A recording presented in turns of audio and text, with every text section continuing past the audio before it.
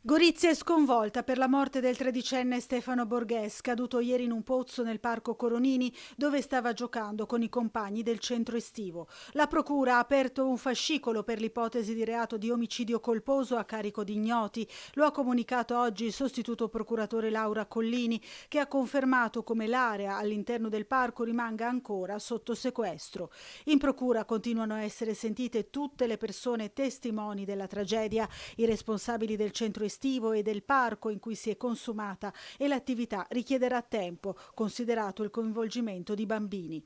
Il nodo principale da chiarire rimane il motivo per il quale la copertura metallica del pozzo, profondo 30 metri e privo d'acqua, abbia ceduto o sia stata spostata. È stata anche disposta l'autopsia sul corpo del tredicenne, la cui data non sarebbe ancora stata fissata, così come non si conosce ancora di conseguenza la data dei funerali.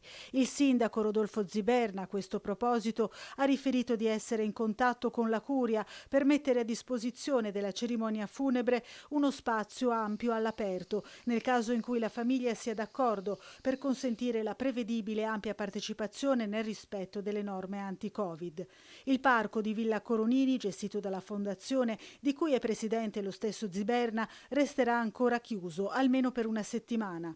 Intanto l'attività del centro estivo, promosso dalle parrocchie goriziane, non si è fermata. L'equipe di Estate Tutti Insieme, in un post pubblicato ieri sera sulla pagina Facebook del settimanale diocesano Voce Isontina, si rivolge alle famiglie, spiegando anche perché oggi i centri estivi ricordano Stefano non fermando le proprie attività. Proprio in un momento di lutto e prova, scrivono, vale la pena di permettere ai ragazzi di vivere insieme e condividere sentimenti, emozioni, domande che sorgono dal cuore. Per noi è importante che i ragazzi non siano lasciati soli e abbandonati in questo momento. Vorremmo, come comunità cristiana, far intuire che nel dolore c'è qualcuno che si fa vicino.